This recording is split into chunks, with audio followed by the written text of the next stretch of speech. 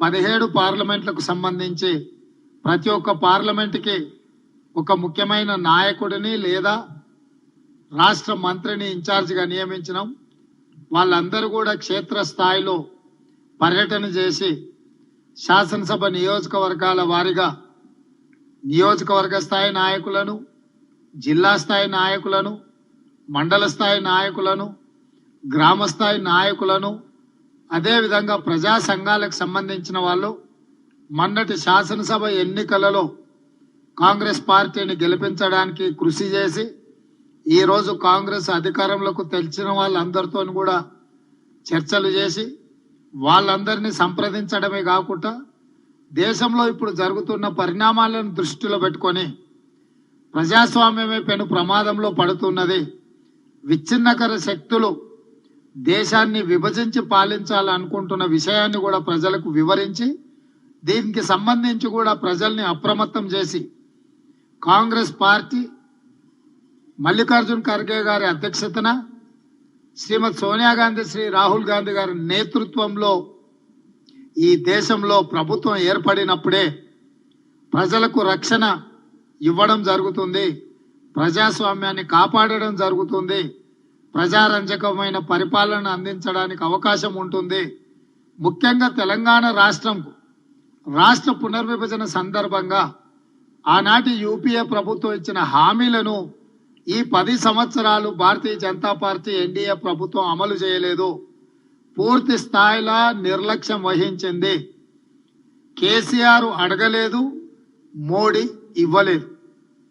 రాష్ట్ర పునర్విభజన చట్టంలో మనకు బయ్యారం ఉక్కు కర్మాగారం కావచ్చు, కాజీపేట రైల్వే కోచ్ ఫ్యాక్టరీ కావచ్చు, సాగునీటి పారుదలలో జాతీయ ప్రాజెక్టు కావచ్చు, ఎయిమ్స్ కావచ్చు, ఐటీఐఆర్ కారిడార్ కావచ్చు, గిరిజన యూనివర్సిటీ కూడా ఈ మధ్యనే ప్రభుత్వం నిర్ణయం తీసుకున్నది, 10 సంవత్సరాలు తాత్సారం చేసింది. ఇట్లా చెప్పుకుంటూ వెళ్తే తెలంగాణ ప్రజల యొక్క హక్కులను కేంద్ర ప్రభుత్వం నిర్లక్ష్యం వహించింది. నరేంద్ర మోడీ గారు 10 సంవత్సరాలు ప్రధానమంత్రి అయి ఎన్నికల సందర్భంగా వారు ఇచ్చిన ఏ ఒక్క హామీని అమలు చేయలేదు. ప్రతి పేదవాడి ఖాతాలో 15 లక్షల రూపాయలు స్విస్ బ్యాంకులో ఉన్న నల్లధనం తీసుకొచ్చి జమ చేస్తా అని చెప్పిండు, కానీ ఇంతవరకు చిల్లి గవ్వ కూడా వేయలేదు. రైతుల ఆదాయాన్ని 2 చేస్తామని చెప్పడం జరిగింది. ఈరోజు రైతులు పెట్టుబడి కూడా రాక, గిట్టుబాటు ధర లేక ప్రపంచంలోనే అత్యధికంగా రైతులు ఆత్మహత్య చేసుకున్న దేశంగా భారతదేశం నరేంద్ర మోడీ గారి నేతృత్వంలో ఈరోజు పరిణామాలు జరుగుతున్నవి.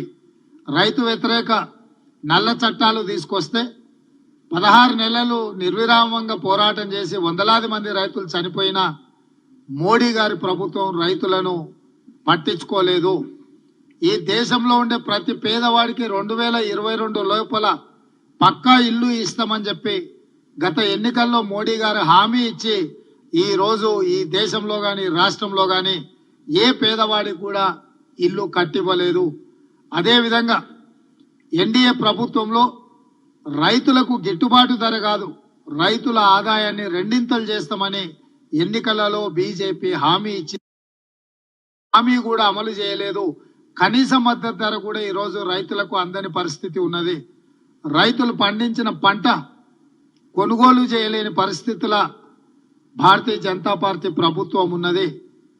చంద్రశేఖరరావు గారిని ఆదర్శంగా తీసుకొని పార్టీ ఫిరాయింపులను ప్రోత్సహించి ప్రభుత్వాలను పడగొట్టి ప్రజలనుకున్న ప్రభుత్వాలను విచ్ఛిన్నం చేయడంలో పెట్టినంత దృష్టి బీజేపీ ఎక్కడ ఎప్పుడు ప్రజల్ని కానీ నిరుద్యోగ యువకులను కానీ ఆదుకునే ప్రయత్నం చేయలేదు.